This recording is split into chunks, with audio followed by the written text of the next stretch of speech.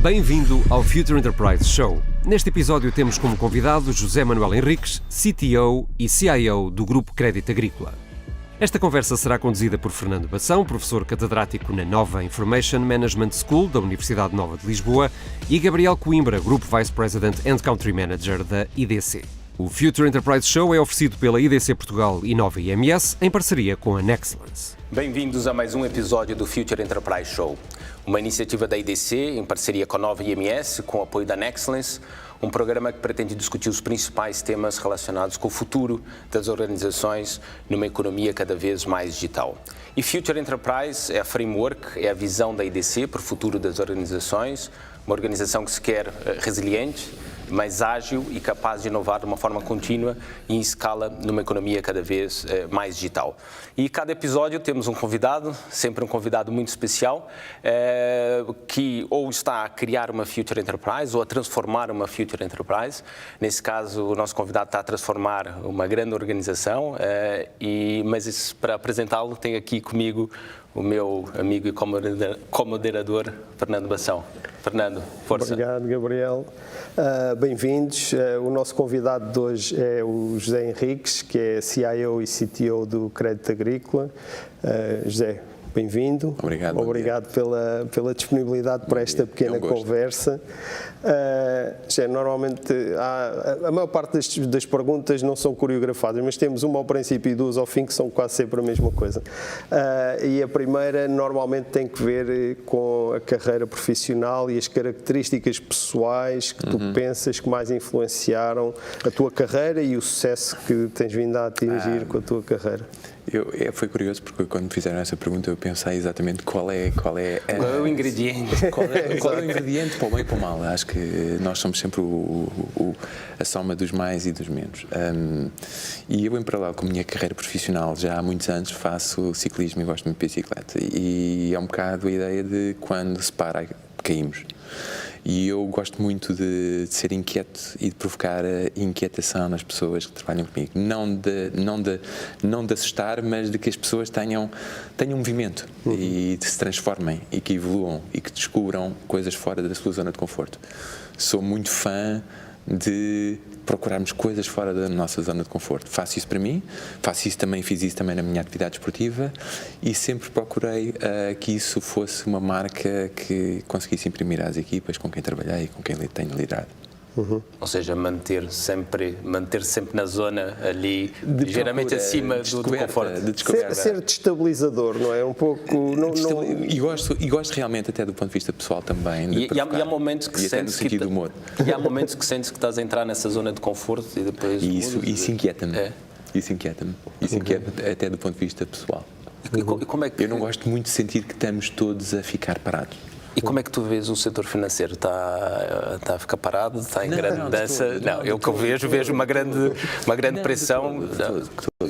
Tem desafios enormes, tem desafios porque de facto é um negócio tradicional, é um negócio que tem um legado muito grande, em que o conjunto de ameaças vem não só dos bancos tradicionais, mas vem de um conjunto de negócios que são quase negócios parabancários, similares à banca e que fazem e que farão concorrência no futuro.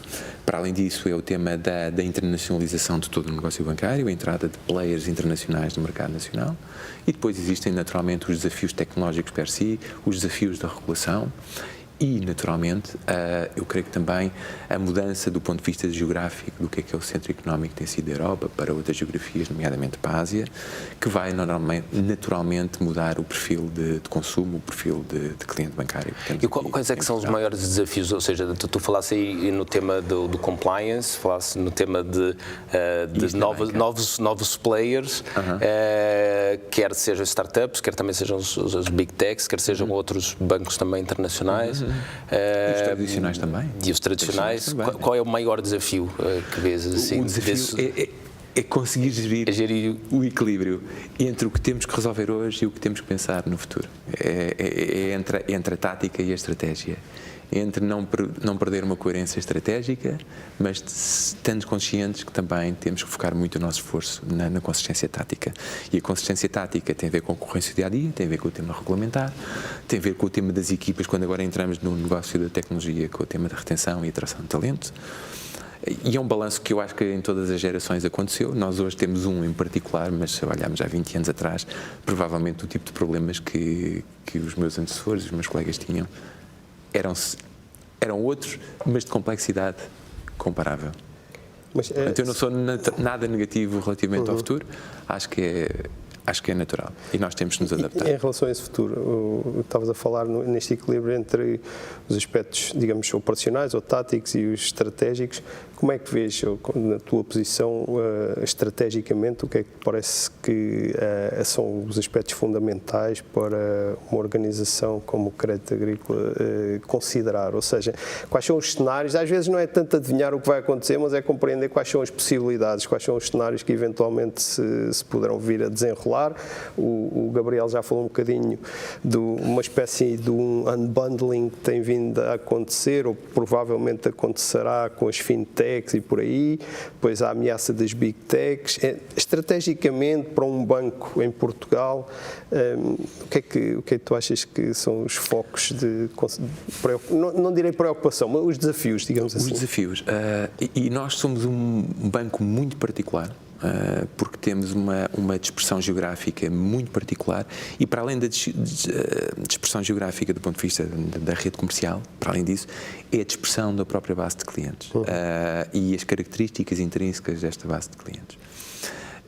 E eu creio que temos um desafio adicional, porque temos uma grande vantagem competitiva no face-to-face, o que eu diria, na banca tradicional, e é realmente uma vantagem competitiva que nós temos que conseguir explorar e capitalizar e fazer crescer, e ao mesmo tempo conseguir atrair por um lado uma base de clientes cada vez há de ser mais nova, pelo tipo de negócio que vão, pela digitalização, pela simplificação de processos, pela criação de novos modelos de negócio e, fundamentalmente, por conseguirmos trabalhar em parceria com fintechs, ou seja, conseguimos transformar o nosso banco num platform banking, no sentido em que nós somos um orquestrador de um conjunto de serviços e de capacidades que não são necessariamente entregues pela tecnologia que nós temos dentro de casa. Já estamos a fazer trabalho nesse sentido, fomos pioneiros inclusivamente no lançamento do primeiro e único até agora neobank que existe em Portugal, que é o Moe, e estamos a fazer esse desafio. E o desafio do Crédito Agrícola é muito interessante porque consegue equilibrar de uma forma suficientemente harmoniosa o que é a banca do futuro, com a criação, por exemplo, de Neobank ou de outros negócios que estamos a lançar, com a banca tradicional que nós temos que continuar a investir cada vez mais e que para nós é uma grande fonte de negócio e de receita. Mas diz-me uma coisa, e tem potencial. Isso é muito interessante, ou seja, que é uma marca, eu vou dizer, dois bancos, não é? Um banco tradicional, porque eu penso que há uma componente, digamos, uma fatia muito significativa dos clientes do Crédito Agrícola são pessoas mais velhas, com, digamos... Fora das cidades. Exato, fora das cidades. Fora das cidades, não urbanas. E depois esta nova vertente, digamos assim, da banca online. Não é fácil compatibilizar as duas. Não é nada fácil, nem do ponto de vista de negócio é fácil fazer essa compatibilização. Uma característica também muito interessante do Crédito Agrícola, ou do posicionamento que o Crédito Agrícola tem, é a proximidade que ele tem aos valores que nos vão orientar no futuro, nomeadamente os temas da sustentabilidade, os temas de eficiência energética, e se vocês virem, o tema de eficiência energética, o tema da produção energética, o tema da agricultura, o tema da sustentabilidade, são áreas que tradicionalmente nós estaremos naturalmente bem colocados, tendo em conta o posicionamento geográfico que temos. É curioso, não é? E, portanto, eu creio que o banco, e creio que não sei se será o objetivo falarmos sobre o banco em si, mas mais tecnologia, eu acredito que o banco tem um futuro muito interessante nesta perspectiva. Não, mas é curioso de facto ver porque a vida será cada vez menos urbana. Sim, há essa contratendência que víamos nos últimos anos de pessoas irem para os centros urbanos, e agora, até com a pandemia, agora há uma outra visão, e pode ser de facto aqui, pode ser uma oportunidade para o Crédito Agrícola. Mas pensando genericamente na banca, não é? E agora não especificamente sobre o Crédito Agrícola, como é que tu vês, ou seja, é um dos setores se calhar mais digitalizados e que utilizam de uma forma mais intensa a tecnologia. A nível global, se olharmos para os vários setores, acho que a banca é um dos setores que mais utiliza a tecnologia. Como é que tu vês as várias tecnologias? Agora pensando, saindo um pouco do negócio e pensando um pouco em tecnologia e como é que essas tecnologias podem, obviamente, criar valor para o banco. Como é que tu vês as tecnologias? Quais é que são aquelas que achas que hoje há mais hype ou aquelas que há menos hype, mas podem ter mais impacto para o banco? Desde temas relacionados com a cloud, a inteligência artificial, ou metaverse, ou blockchain. Como é que tu vês essas tecnologias todas? Como é que isso está organizado na tua cabeça e como é que o banco, no fundo, está a pensar e tirar partido dessas tecnologias? Antes das tecnologias, eu acho que o principal desafio tem a ver com os talentos, tem a ver com o mindset e como é que nós vamos conseguir fazer a transição do talento. Porque quem pensa COBOL no passado não necessariamente consegue pensar blockchain. Agora, o que é que eu acho? O tema dos dados, o tema do data science, artificial intelligence, acho que é uma tendência e é algo que nós já estamos a trabalhar. O tema blockchain, não pelas criptomoedas per si, que essas terão o seu futuro e terão o seu caminho e vão entrar naturalmente também no nosso percurso, mas enquanto modelo de abstração da gestão de informação, os temas blockchain, por um lado, e naturalmente os temas cloud. Nós, enquanto banco, e agora aqui falando do banco em particular, começámos há alguns anos a adotar a cloud de uma forma muito intensa. Nós praticamente hoje temos grande parte dos nossos sistemas, todos, na cloud. À exceção do que nós queremos preservar como estando dentro do nosso perímetro. E, portanto, isso é nosso, mas somos um utilizador muito intenso da cloud, com benefícios evidentes do ponto de vista de flexibilidade, de escalabilidade e de agilidade. E o tema agilidade, como ponta do iceberg, é provavelmente aquela questão que mais nos preocupa e que mais me preocupa a mim, que é como nós, enquanto organização de tecnologia, vamos conseguir ser moldáveis, flexíveis, para nos adaptarmos sistematicamente às necessidades do negócio. E esse é um desafio que nós temos, que é conseguir casar uma organização que vem do mundo tradicional para um mundo que há de ser muito mais cooperativo, muito mais flexível e muito mais dinâmico. O que estás a dizer... Mais uma vez, isto casa outra vez com o tema... Ok, independentemente da evolução tecnológica, que vai continuar a evoluir, e agora estamos a falar do blockchain, do metaverse, e vamos falar, se calhar, daqui a uns anos de outras coisas, para ti o mais relevante é, de facto, conseguir mudar, digamos assim, o mindset, o DNA das pessoas do banco, para que elas tenham um mindset mais ágil e capazes de se adaptarem de uma forma contínua ao longo do tempo. Não tenho dúvida. E como é que se faz isso? Porque eu posso ter um pensamento totalmente tradicional a desenvolver em blockchain em cloud, se tiver uma forma em waterfall de pensar, de prever, de desenhar. Portanto, o tema das pessoas é um tema completamente chave. E como é que se faz isso num banco que tem, agora uma palavra legacy é sempre, se calhar, mal vista, mas enfim, como tem um histórico muito grande, ou seja, há pessoas que trabalham já há muitos anos. Claro, sim. E são absolutamente necessários. E são necessários. E como é que se faz essa transformação dessas pessoas para terem esse mindset mais... há aqui algum segredo? Eu acho que é conseguirmos alimentar, e isso tem a ver, alimentar a pirâmide por baixo, naturalmente, é fazer o percurso normal. Nós não conseguimos transformar de um dia para o outro, não queremos de certeza transformar por decreto, e portanto é um processo natural que vai levar tempo e pela atração de talento. Um dos desafios que nós temos neste momento, e nós, e eu, banca, e nós também, Crédito Agrícola, naturalmente, é a atração de talento. É a atração de talento tendo em conta as perspectivas individuais destas novas gerações, que são muito mais dinâmicas, são muito menos orientadas a um compromisso, mais orientadas eventualmente ao projeto per si, e como é que nós conseguimos criar uma carreira para estas pessoas.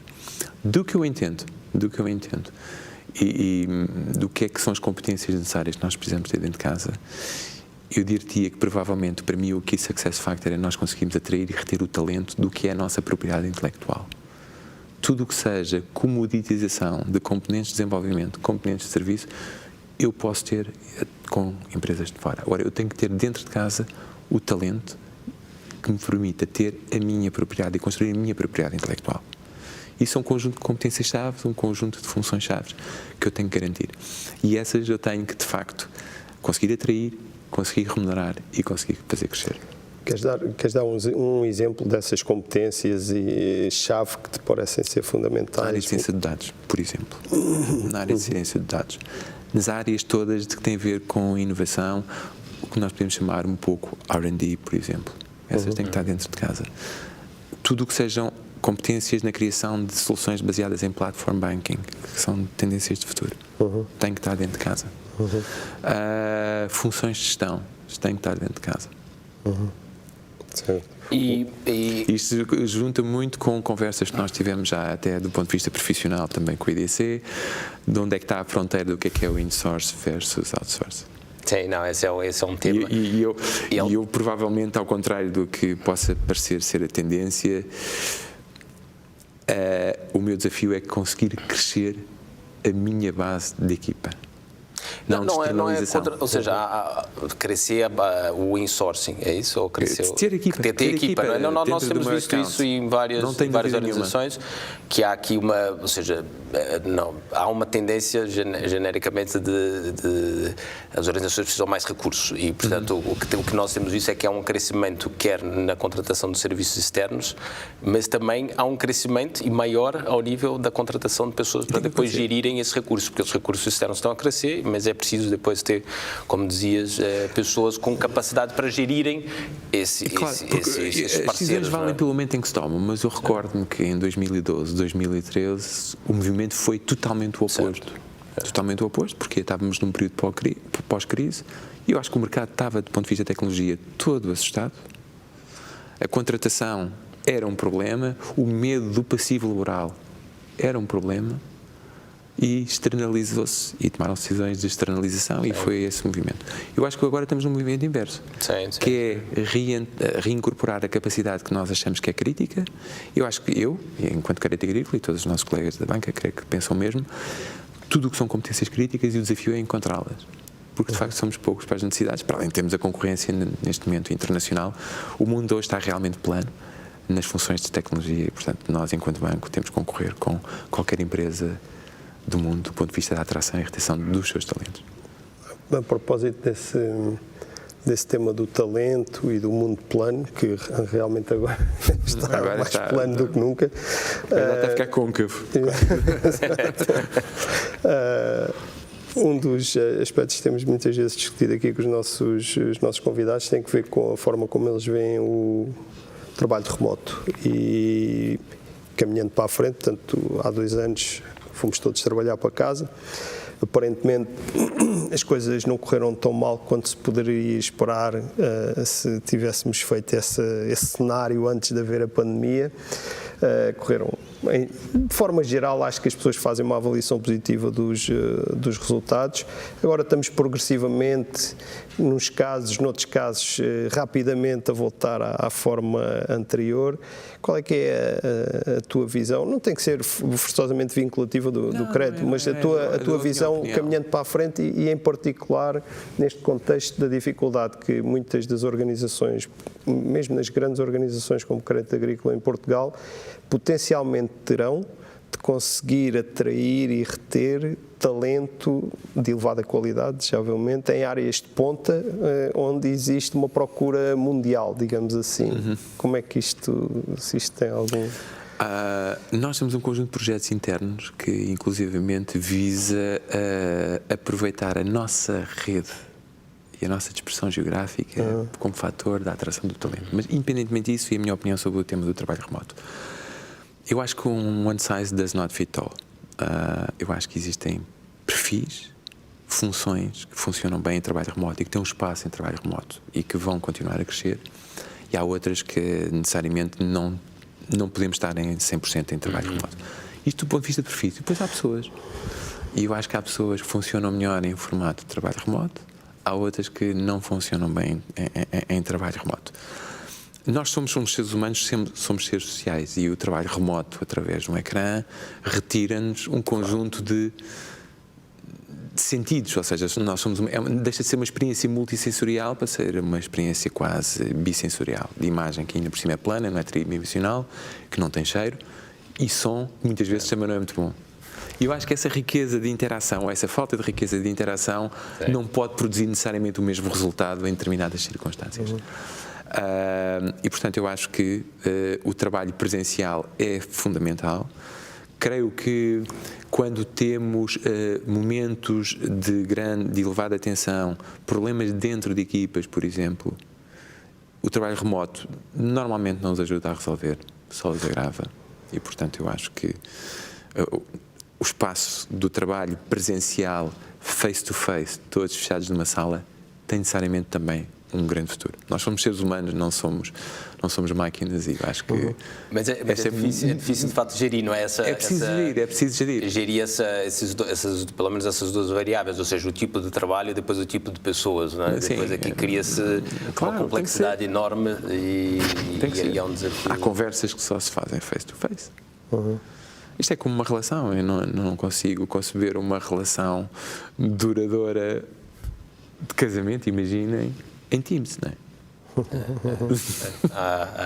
Aí acho que há alguns exemplos, mas que realmente não correm bem. Não dá. José, em relação aqui ou seja, falasse muito daquilo que é o futuro da banca, aquilo que é a importância da tecnologia, mas sobretudo a importância do mindset, aquilo que é a importância de ter um DNA ágil e capaz de fazer essa mudança de uma forma contínua. E falasse da importância dos talentos. Como é que ou seja, que tipo de organização, como é que se monta uma organização para conseguir isso? Ou seja, aqui pensando um pouco, e eu acho que nos últimos anos nós vimos as organizações a mudarem muito, não é? A criarem o papel do Chief Digital Officer, depois muitas vezes acabava por ser liderado pelo IT, depois, enfim, já vimos vários modelos, evoluírem nos últimos anos. Como é que tu vês hoje aquilo? E aqui podes dar as duas perspectivas, que era do crédito agrícola, mas não especificamente. Genericamente, como é que tu achas que uma organização deve evoluir para conseguir, de facto, garantir esse DNA digital e ágil em toda a organização? Eu acho que, da forma como vejo uma organização muito mais planar, com menos níveis de decisão. Portanto, vejo muito mais orientada a uma interação planar, uni quase dimensional, em que as pessoas são orientadas por projeto e não pelas suas funções. É assim a minha forma de ver a organização. Isso tem também a ver com a minha personalidade. Sou uma pessoa muito informal no trato e, portanto, eu não consigo, consigo entender naturalmente, e cada circunstância tem uma razão de ser. Mas da forma como eu vejo uma função IT, uma função muito mais horizontal, com muito menos níveis de decisão e de gestão, e as pessoas mais orientadas a equipas e projetos e objetivos. E como é que se cria essa interação entre o IT e o negócio? Porque é sempre um desafio. Exatamente. Há um desafio. Ou seja, não vale a pena eu estar num determinado formato de trabalho se o negócio também não tiver. E, portanto, acho que tem que ser uma equipa. Quando falamos de uma equipa, é uma equipa que envolve pessoas de tecnologia, pessoas de negócio, pessoas de analistas de negócio, que têm que estar naturalmente alinhados com os objetivos do grupo. E não objetivos da tecnologia. Eu tenho visto várias organizações e algumas eu sinto que o IT está mais disponível para trabalhar num modelo agile de colaboração, outras vezes que o negócio é que está mais disponível em criar essas equipas multidisciplinares e alinhadas por projeto. Como é que tu vês genericamente a banca? Achas que o IT está mais disponível para essa colaboração ou o negócio? Eu acho que o IT está disponível, eu acho que está disponível e eu acho que os exemplos têm vindo muito das lideranças. E, portanto, eu acho que as pessoas... Acho que tem que partir das lideranças, é essa a responsabilidade das lideranças e, portanto, eu acho que o IT está tão disponível na medida em que as lideranças do negócio e do IT estiverem disponíveis também para o fazer. Muito bem. Há pouco começaste a falar da questão do, digamos assim, eu vou pôr pelas minhas palavras, da forma como o crédito agrícola tem tentado, digamos, eu não direi integrar, mas criar um ecossistema com startups, empresas que promovem diferentes soluções no contexto da banca, e por aí queres elaborar um bocadinho melhor qual é que é a vossa visão em termos de trazer esta inovação para perto ou para casa? É comprar, é para emparceirar, é tentar copiar, qual é que é a visão? Já agora acrescento aqui uma outra subpergunta para dar aqui mais complexidade. Ou seja, essa relação com as startups, eu percebi que vocês veem com bons olhos essa relação e, portanto, querem criar um conceito de plataforma. E depois, como é que também vêm depois as Big Techs? Vêm como parceiras, como concorrentes? Também. De certeza que os vemos como parceiros. Agora, como parceiros, mas cada um tem o seu papel e cada um tem a sua função. A vossa pergunta foi complicada e acaba Sim, não, mas podemos descascar de formas diferentes conforme achares mais. Tenho ideia que me perdi na pergunta, por acaso. Podes repetir a tua parte? Então se calhar focamos aqui na pergunta. Porque acho que me esqueci da tua e estou-me a focar na dele. Então vamos primeiro à minha e depois passamos à certo. São demasiados problemas ao mesmo tempo. Não, a primeira é como é que vocês encaram o ecossistema de startups e como é que vocês, digamos assim, qual é a estratégia que vocês têm para, digamos, beneficiar dessa fonte de inovação e de disrupção que está a afetar o negócio da banca em todo o mundo e em Portugal também. Qual é que é a vossa forma de relacionamento ou de interação? Nós trabalhamos com muitas startups, não temos nenhuma reserva quanto a isso. Temos é que ser muito precisos e conseguir gerir exatamente o risco de trabalhar muitas vezes com muitas startups. Risco de volatilidade da empresa, risco de mudança de estratégia dessas empresas, risco de falta de atenção por crescimento do mercado a nível global noutro sítio, porque startup por definição é essa. Portanto, nós trabalhamos com startups e incentivamos essa incorporação desse talento e desse tipo de necessidades e temos um conjunto de projetos que o fazem. Temos também, em paralelo, uma empresa dentro do grupo, que é a CA Capital, Crédito Agrícola Capital, que faz inclusivamente incubação e investimento em um conjunto de startups que tenham um determinado propósito, que não necessariamente tecnologia, temos também algum conjunto de participações de tecnologia, mas que tenham um determinado propósito, também muito orientado aos sistemas da sustentabilidade e do agribusiness. E, portanto, perfeitamente. A nossa relação com as Big Techs é comparável, ou seja, acho que são uma parte integrante do que é a nossa cadeia de valor. Vamos continuar a trabalhar, queremos continuar a trabalhar, temos necessidade de trabalhar, temos é que ser muito orientados e muito específicos sobre o que é que queremos trabalhar com cada uma delas. E para isso, volto ao tema de há bocado, temos muito claro qual é a fronteira do conhecimento que nós queremos manter, atrair e reter dentro de casa e qual o conhecimento que nós queremos, de uma forma tática ou estratégica, comprar junto e trabalhar junto a esses parceiros. E daí a tal relevância que há pouco falavas dos dados, data science e por aí, para conhecer o cliente e de ser relevante na relação e na abordagem ao cliente, que é aquilo que realmente vocês têm e que ninguém vos conseguirá tirar. Sim. Conseguimos muito mais, inclusive com soluções de parceiros. Ainda ontem estava a ver uma solução que para nós, à partida, poderia ser um no-go do ponto de vista de contexto de negócio. E quando nós olhamos pela perspectiva da informação, dos dados e da riqueza de informação que nós podemos obter trabalhando com um parceiro, muda completamente o nosso posicionamento sobre a forma como entendíamos, inclusivamente o parceiro. E o possível negócio que podemos criar com base naquilo. Muito bem. José, antes de entrarmos na parte final... Sendo que está claro qual é o nosso negócio. O nosso negócio é o negócio bancário. Às vezes a dificuldade é essa, não é? A dificuldade é definir o perímetro do nosso negócio, o que é o nosso pão com manteiga, digamos assim, o que é que nós temos que manter, qual é que é o nosso negócio, porque às vezes, digamos, a negociação, quer com as pequenas startups, quer com os grandes big techs, é difícil compreender os impactos, não é, que podem potencialmente ter nesse perímetro. Um dos problemas que eu sinto, inclusivamente, é conhecer todos os parceiros, é a filtragem de todos os parceiros, porque do ponto de vista de expressão, de leque de abrangência de soluções de tecnologia que nos aparece todos os dias é enorme. Porque não é só a tecnologia que vem daqui, é a tecnologia que vem de todo o mundo. Existem coisas muito giras, por exemplo, nesta área das fintechs a serem feitas em Israel, não só na área do cybersecurity, mas inclusivamente no negócio, coisas asiáticas, já chinesas também, portanto o mundo está... Um problema é conseguir priorizar o que é que queremos ver. E para isso há que ter uma consistência estratégica de quais são os nossos objetivos de longo prazo.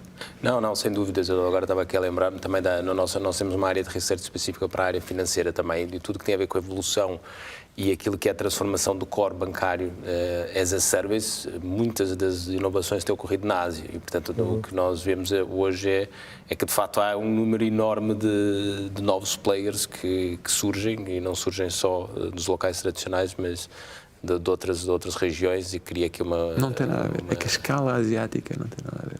É outra escala e outra dinâmica. A escala não tem nada a ver. Sem dúvida. José, antes de entrarmos aqui...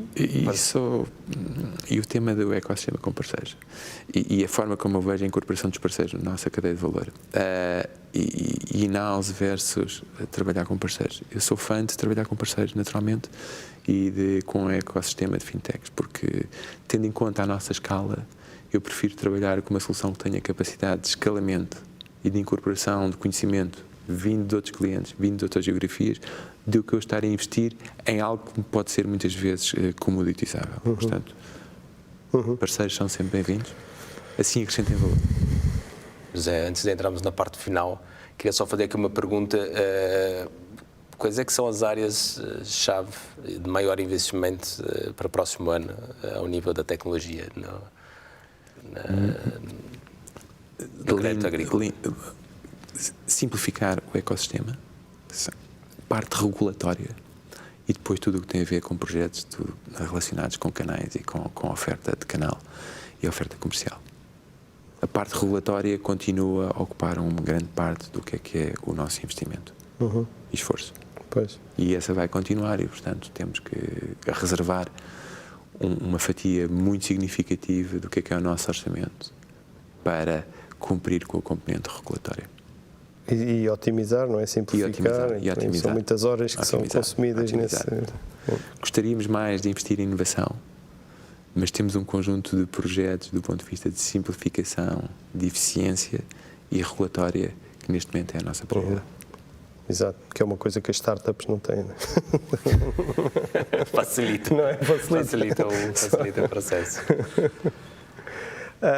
Bom, entramos então nas tais perguntas tradicionais, outra vez, que nós fazemos a toda a gente. Eu sei que tens 2 filhas, uma já um pouco mais velha, 23, não é? Uma mais novinha. Quais são se é que dás, os conselhos que destes e estás a dar às tuas filhas sobre quer a escolha do seu percurso escolar no ensino superior, quer mesmo sobre o desenvolvimento da sua carreira profissional? Como é que tu vês isso? Eu creio que os conselhos muitas vezes não precisam de ser de palavra dada, precisam de ser de comportamentos, e portanto nós, enquanto pais, transmitimos muito do que são os nossos valores, que é a nossa forma de entender a vida pelos nossos comportamentos, e portanto a educação pelos valores para mim é uma questão muito importante, e a grande parte dos conselhos que nós damos é pelos nossos comportamentos. Do ponto de vista da orientação profissional, acima de tudo eu quero é que as minhas filhas escolham algo que lhes preencha o sonho que elas têm.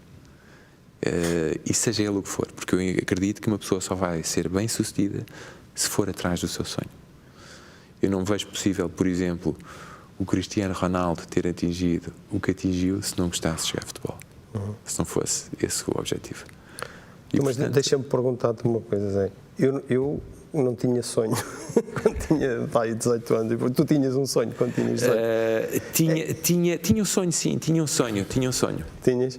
É que às vezes eu falo como pai também, a minha preocupação é que os sonhos, as paixões, que muitas vezes se fala da paixão e por aí, os sonhos têm um aspecto quando estão ao longe que é completamente diferente quando nós os começamos a viver na realidade, não é? E às vezes penso que digamos, os miúdos tendem a ser incentivados a perseguir esse sonho, quando na verdade para eles o sonho é uma coisa muito pouco bem definida, digamos assim. É difícil compreender como é que vai ser viver nesse sonho, e portanto por vezes eu sinto-me um pouco desconcertado, digamos assim, com essa ideia de seguir a paixão, porque eu pessoalmente, eu olho para mim e quando tinha essa ideia eu não tinha paixão nenhuma. quer dizer, não tinha noção do que é que estava muito confuso, muito Eu acho que é mais fácil quando os nossos filhos já têm essa vocação. Sim, né? exatamente. Há pessoas que têm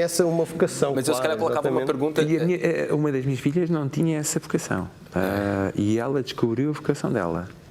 Okay. Que me surpreendeu e que eu apoio totalmente e que reconheço que é exatamente a cara dela. Isso é bom conseguir fazer esse... Eu acho que o tema do sonho,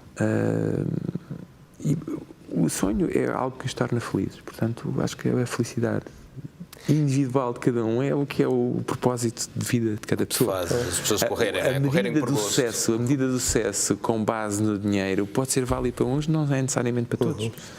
Naturalmente, depois há aqui uma questão de subsistência que tem que ser enquadrada e tem que haver. Mas acima de tudo acho que é educá-los na responsabilidade, deles poderem tomar as decisões conscientes da responsabilidade que estão a assumir pelas decisões que tomam. E deixá-los errar. Deixa-me então colocar uma outra questão, que é o que é que tu valorizas quando estás a contratar pessoas? A atitude. Atitude? Não tenho dúvida nenhuma. Okay. Uma pessoa com atitude aprende e ganha competência. Uma pessoa com competência sem atitude... Mas quando tu falas em atitudes, a atitude é autoconfiança, é propósito. É propósito. É propósito. É ter propósito. É ter conseguir comunicar. É qualquer coisa que se sente. Okay. É difícil, se calhar, provavelmente pode parecer vago, mas uma pessoa com atitude é uma pessoa que se sente, é uma pessoa que tem dinâmica, é uma pessoa que quer fazer, faz, né? faz. Problem solver. Muito bem. Portanto, eu claramente privilegio a atitude à competência. Mas é daquelas coisas que... E se tem ou não se tem.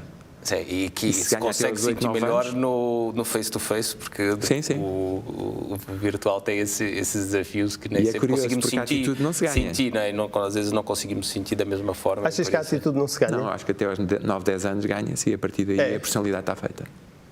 Eu por acaso acho que há pessoas que podem... Eu acho que há experiências na vida que podem ligar o interruptor. Sim, podem ser traumáticos. É um bocado a martelada, não é? Mas mas é preciso haver é preciso o trauma. Eu também tenho aprendido, obviamente que sim. E nós evoluímos e quero continuar a aprender até ao fim da vida. Mas há um conjunto de competências muito interessantes, inclusivamente na gente jovem. Muitas vezes as pessoas criticam a juventude, ou pelo menos tivemos um primeiro-ministro que assim o dizia, que era a geração rasca, e eu sou totalmente oposto. Acho que os miúdos hoje, os jovens, são muito melhores do que nós somos. E ainda bem. Esperamos que assim seja. Nós vamos precisar deles. E é uma pena que a geração que estamos a criar tenha que muitas vezes emigrar, porque são magníficos. Nós encontramos hoje miúdos muito bem preparados. Por um lado, tem muito mais mundo que nós temos. Tem muito mais conhecimento que nós temos. E depois, do ponto de vista de preparação, são muito mais bem preparados. Nós também, como pais, também estamos mais bem preparados. Grande parte dos nossos avós, eu não sei qual é a vossa circunstância, mas os nossos avós ainda eram pessoas que vinham da aldeia, provavelmente. Saíram do interior com pouca preparação. Os nossos pais já tiveram mais preparação. Nós tivemos mais preparação e os nossos filhos terão muito mais, portanto. Eu acho que há vários segmentos, acho que hoje há mais diversidade, ou seja, há pessoas que estão muito mais jovens, estão muito mais bem preparados e têm a tal vontade e de facto fazem a diferença. Agora há outros que também têm muita coisa e depois não querem nada. Eu acho que, ou seja, há mais... É verdade isso. É verdade isso. A educação na abundância, e provavelmente acontece isso mais na cidade e em determinados estratos sociais, não é necessariamente bom. É preciso que os miúdos mantenham alguma fome.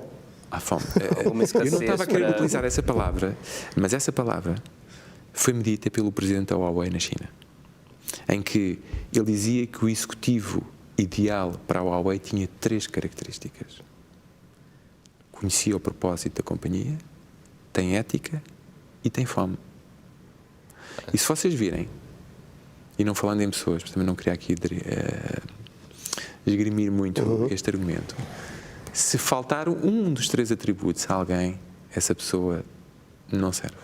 Não funciona sempre. Acaba se vocês tiverem uma pessoa com fome, que conheça o propósito da companhia, mas que não tenha ética...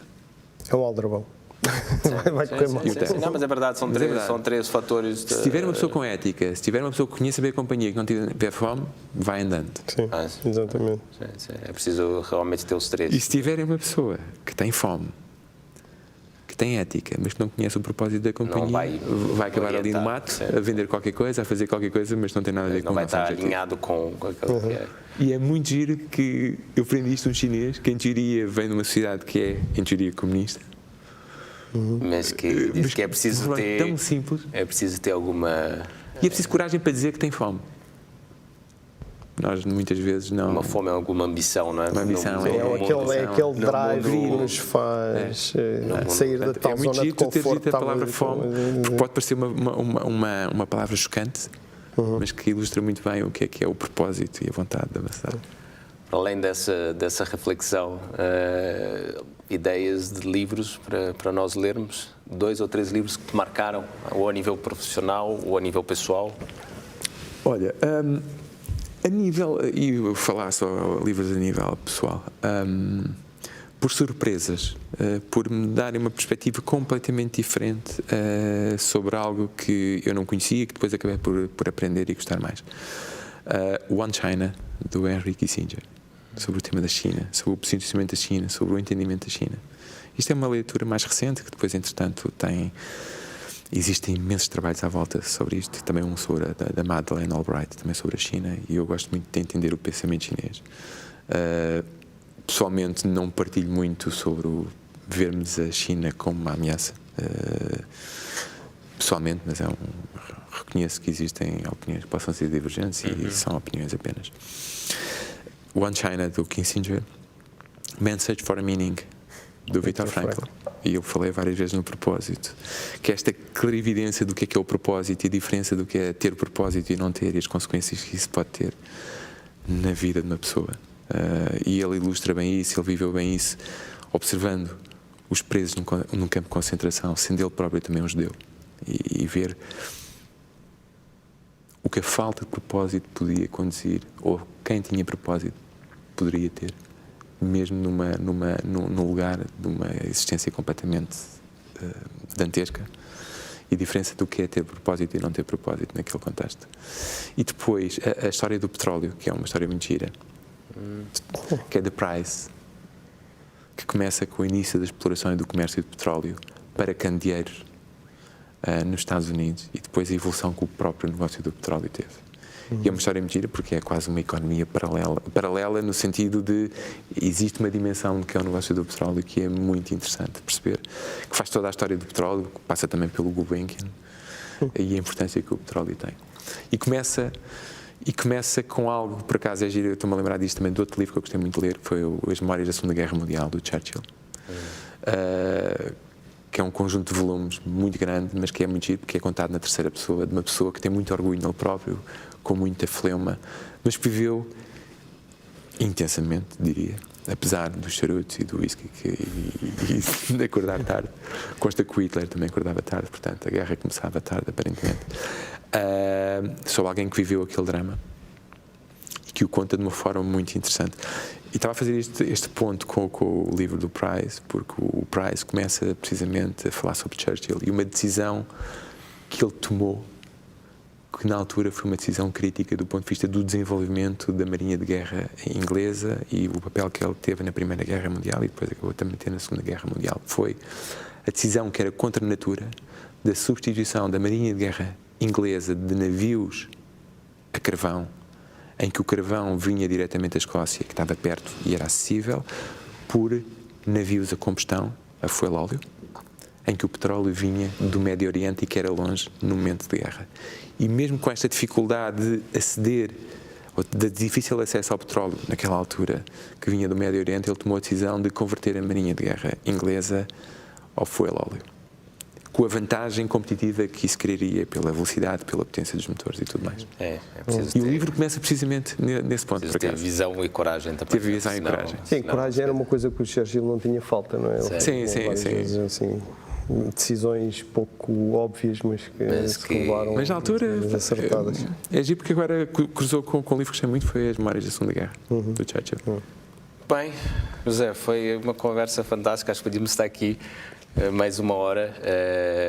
Obrigado, também gostei muito. Começamos a falar um pouco daquilo que é uma característica que te marca e que tentas manter, que é te manteres e manter as organizações por onde tu passas fora da zona de conforto, para conseguir, e falasse um pouco isso sobre aquilo que é, digamos assim, também o fator crítico para as organizações fazerem a mudança, não é? Que é criar um DNA, um mindset de que as pessoas estejam capazes de serem ágeis, de se adaptarem, não é? E, portanto, para além da tecnologia, que nós todos gostamos muito, é preciso criar pessoas que sejam capazes de se adaptar às várias tecnologias, desde o COBOL até o blockchain. Portanto, acho que fica uma reflexão interessante. E depois também, enfim, aqui essa parte final dessas recomendações, quer para os nossos filhos, nós temos que dar um exemplo, não basta dizer, e depois também essa reflexão final, e acho que essa visão daquilo que referi-se, que era que o CEO da Huawei disse, ou seja, conhecemos o propósito, não é? Qual é o porquê, sermos corretos, termos ética, e depois também temos ambição, não é? A tal fome, como dizia aquilo. Fernando, acho que foi uma conversa ótima. É textual a palavra do senhor, é fome. Tanto acertasses. Mas olha, foi ótimo. Não sei se queres acrescentar alguma coisa. Não, eu corroboro as tuas palavras. Foi uma sessão uma conversa super interessante, super instrutiva para mim. Apenas queria agradecer ao José mais uma vez a disponibilidade para estar aqui connosco, para esta conversa. E mais para a frente voltamos a marcar uma conversa, se calhar mais para falar do Churchill e do petróleo e essas coisas, que acaba por ser também muito interessante e que aqui tivemos pouco tempo para falar. Acho que sim, fica esse desafio. E assim terminamos mais um episódio do Future Enterprise Show, uma iniciativa da IDC em parceria com a Nova IMS, com o apoio da Nexcellence. Muito obrigado e até a próxima.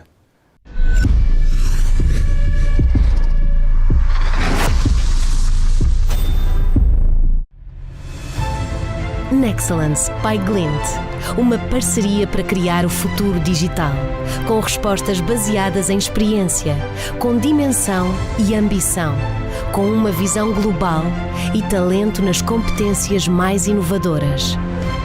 Nexcellence, powered by Glint. Knowledge to empower.